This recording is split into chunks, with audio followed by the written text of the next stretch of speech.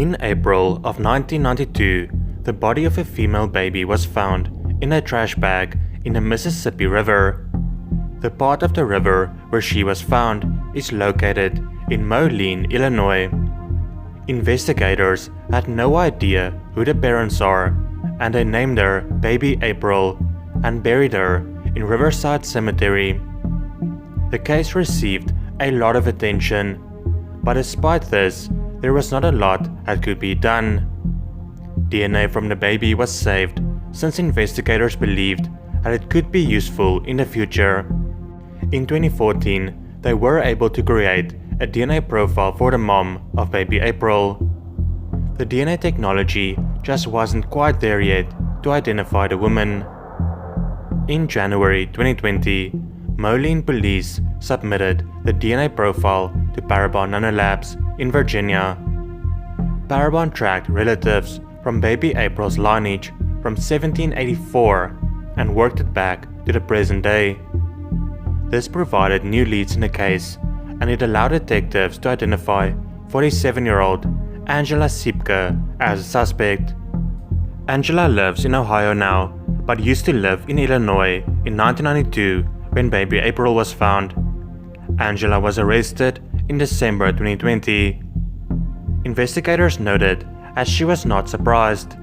It seemed like she knew they would find her one day. She is currently being held in a Rock Island County Jail with bond set at $1 million.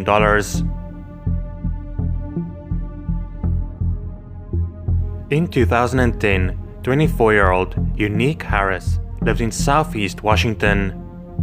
One evening, she was watching a movie with her children, aged 4, 5, and 10. The next morning, when the children woke up, there was no sign of Unique. She was reported missing. Investigators asked the children if they saw anything suspicious, but none of them did. Unique's boyfriend, who lived in Virginia, was questioned, but he was quickly ruled out as a suspect. They also talked to an ice cream man and was seen arguing with Unique the day before her life was taken. He was also ruled out as a suspect. Investigators believed they had their man when they learned that a maintenance man of Unique's apartment building was fired because he broke into some apartments and he has ended someone's life before.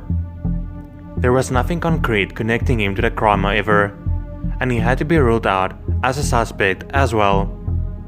Some people came forward claiming that they saw Unique in Detroit using the name Hollywood and in Georgia using the name Lexus. Investigators followed all the leads, but it never led anywhere. On the couch in the living room of Unique's apartment, DNA from the bodily fluids of an unknown man was found. Investigators knew it might be useful one day, so they kept it so it could be used at a later date. In 2017, one of Unique's children told police that he remembered something that might be useful.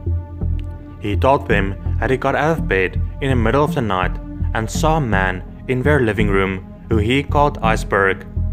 The boy also remembered that Unique was yelling at a man to get out, and after that, he just heard muffled screams.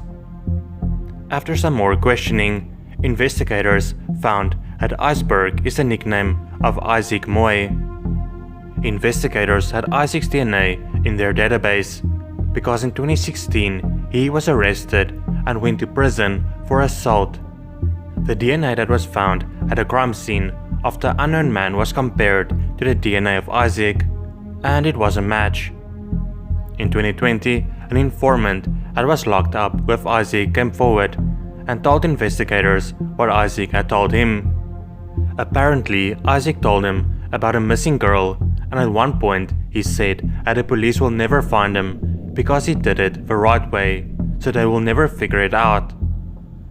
When investigators questioned Isaac, he told contradictory stories about when he visited Unique's apartment.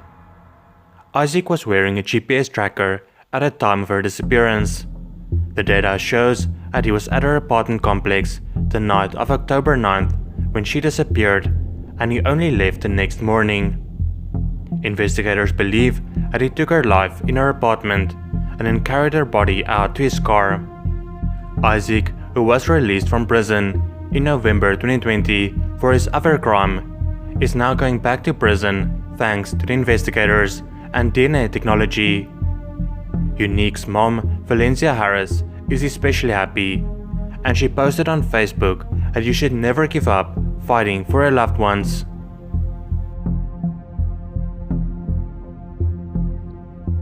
In July of 2003, around 7 a.m., a mother with her young daughter in the car saw something in the distance that seemed out of the ordinary. It looked like the body of a woman. She called the police.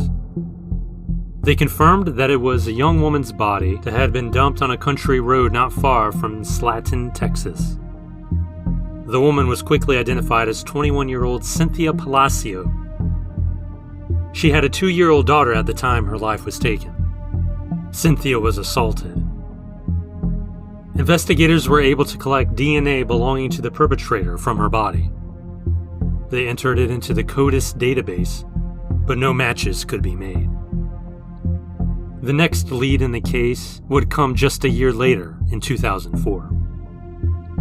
It was then that the body of Cynthia's roommate, Linda Carbajal, was found on a county road near New Deal.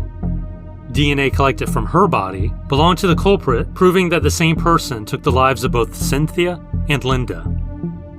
They were roommates, born in the same month of the same year, both 21 years old when they passed away, and both dumped on remote county roads. Investigators believed that the vehicle that dumped Cynthia's body was a pickup or vehicle with heavy tires. They also believed that it was the same truck that dumped Linda's body 1 year later. It was only in 2020 when investigators got closer to solving the case. A realtor from Waco, Texas, called the police about a man that was harassing her. The police investigated this case. It was during this investigation that deputies discovered that possibly 100 realtors in around 20 cities and 10 states had been harassed by the same man. The only problem was that no one knew the identity of this man, but that would soon change. In January 2020, a 57-year-old man by the name of Andy Castillo, who lived in Lubbock, Texas, was arrested for harassing the realtors. Lubbock police took a DNA sample from Andy, and they realized that his DNA matched the DNA found on both Cynthia and Linda. Andy is currently in a McLennan County jail with a bond set at $1.5 million.